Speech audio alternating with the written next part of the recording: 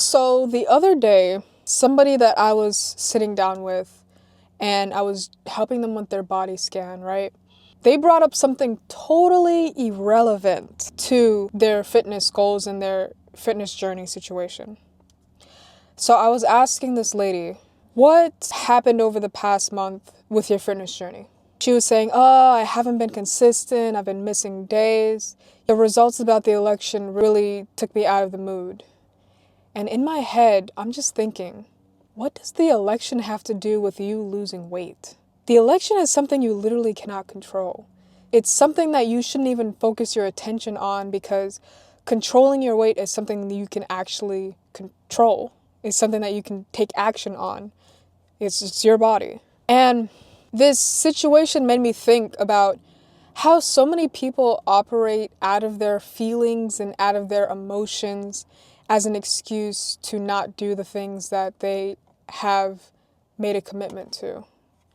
A lot of people, myself included, think because of external circumstances they can't do XYZ. And that's not the case. Now, I'm not saying that there are things in the way that make it harder to do certain things. There's always going to be something that could make a situation harder. If you don't have enough money for a gym membership, or if you're going through financial turmoil and you have to work extra hours or 80-hour weeks. Sometimes that can be a little bit out of your control. But what is in your control is your health, what you put into your body and how you move your body. Nobody has control over that. And just realizing that how so many people act from their emotions and act from their feelings, sometimes it frustrates me because I'm trying to genuinely help these people, but they themselves are not committed to the goal. They're not committed despite their feelings, despite their mental state, right? That's the whole essence of a commitment. A commitment means you do it not when you feel like doing it, but because you made a promise to do it. And fulfilling that promise will not always feel good. Sometimes it feels painful. Sometimes it feels boring. Sometimes it feels like you'd rather do something else and switch gears completely. But the thing with commitments is that you have to push through. It's similar to the video that I did the other day where I was talking about how intention and disruption coincide. When you set your sights on something, there is always going to be something that pulls you away from it. If you're trying to lose 20 pounds and work gets in the way or you don't have the best work schedule, then you need to find a way around it because you can't wait around for your work schedule to change to finally prioritize your health when you could have a heart attack or have a stroke in between and then you can't prioritize your health. A lot of people think that they have time. And it's sad because a lot of people don't realize that people die every day. If you are going to commit yourself to something, if you are going to do something, you need to take the proper action to do it today. Do it now. Do what you can in the present moment.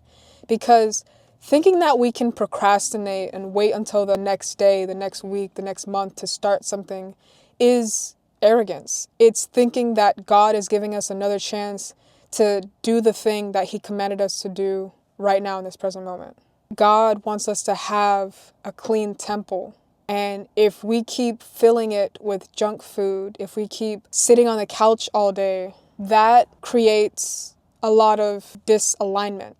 Or misalignment, I should say. That puts us further away from God because now we're being disobedient. And I guess a lot of people are not going to resonate with this, especially if you're not faith-based, right? But this life that we have is only one life, and you only get to do it once. You only get to travel a couple times in your lifetime. You only get to do a couple things once, right? And if you only get to do a couple things once, then why not do it now when it's the best moment? Why prolong it? Why wait to take action on something that we can have the capability to do? A lot of the times when I talk to people about working or operating out of feelings instead of operating out of commitment, they don't fully understand or grasp what I'm talking about. But what I mean is when you're working out of commitment, you do it despite how you feel. You follow the plan. You go with the play. Because thinking that you're always going to feel good when you do something that you set out to do is delusion. You're not always going to feel good. It's like work. A lot of people don't make excuses about work. They do it. They go to work even when they don't feel like going to work. But they don't see the same perspective when it comes to fitness. Fitness should be a priority because you're in your body for the rest of your life. And the faster that your body degrades, the less life that you have to live. It's a shame because when you are not taking care of your body, you are not able to show up and be present for the people that need you. You are not able to pour into yourself to then be able to pour into others. Because when you pour from an empty cup, you're constantly drained, you're constantly tired, you feel frustrated, and you're presenting a version of yourself that is not going to encourage or serve others. And in this life, we are called to be selfless. We are called to serve and to be encouraging to others, to lift up other people. And if we're not able to lift up ourselves and stick to a commitment of just being loving to our own body and giving our body what it needs to thrive, how are we able to give that type of love and emotion to others? So when it comes to feelings, you gotta get out of your feelings. You just gotta do it. You just gotta commit to the goal regardless of how you feel. You have to just do it. And I'm darting around because there's a lot of things happening around me and I'm still not comfortable recording with the camera yet. But you have to stick to your goals. You have to follow the play. There were a lot of times that I was following a plan for my powerlifting meet. And there were so many days I wanted to skip. There were so many days I did not feel like going. There were so many days I'd rather sleep in.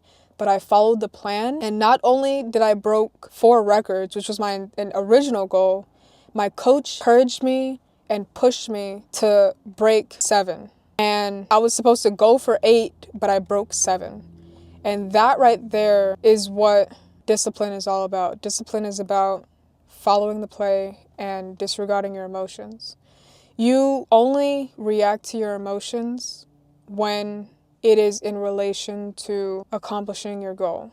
If your emotions are contradicting with your goal, you either need to realign yourself, realign your thoughts with your goal, or you need to disregard your feelings and go after your goal. But thank you guys for watching, and I'll see you in the next one. Coach Ash out.